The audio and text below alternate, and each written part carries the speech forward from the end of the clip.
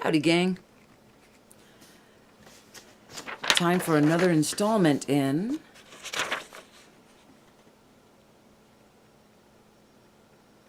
The Continuing Adventures of Julia's Motel Masters.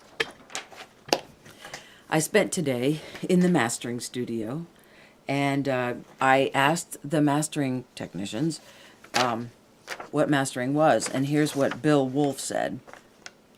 Mastering is the delivery of the artist's vision in the most formats and the most different listening environments possible.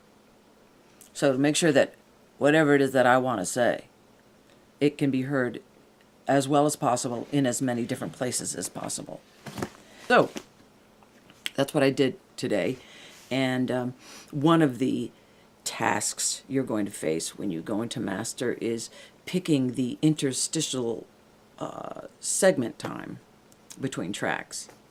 My stuff is pretty all over the place. There's ballads, and then there's also funky up-tempo things. And that after a funky up-tempo thing, if it's going to be followed by a ballad, you want to extend that segment, that interval of time, so that people can come down from the up-tempo-y thing and their ears are ready to hear the ballad. So that was something we worked on. Also, I have a fade, and did the fade go down and then did the subsequent tune complement the fade, stuff like that.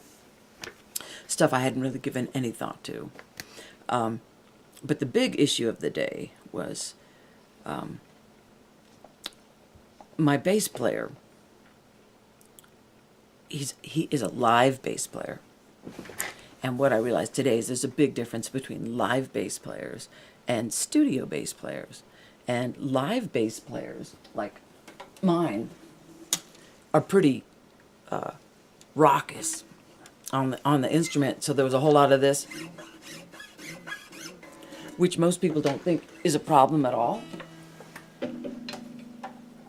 And you know, I want the raw sound. I don't care about artifacts like that. But it was just way too much. I was just noticing it, especially since the mastering process brought the levels of everything up, and I found it very distracting.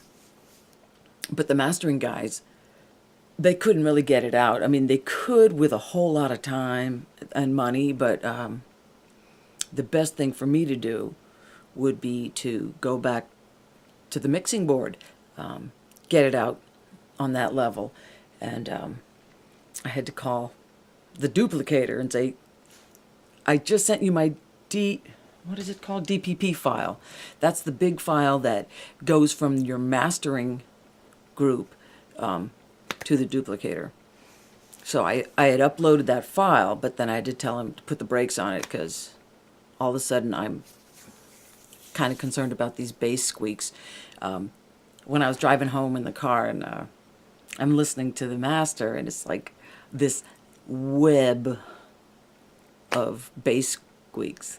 That's all I could hear. The mastering guys said they didn't really notice it, but I did. And let us not forget, the purpose of this album is for me to express who I am, and I is a person who doesn't dig those that much bass squeak.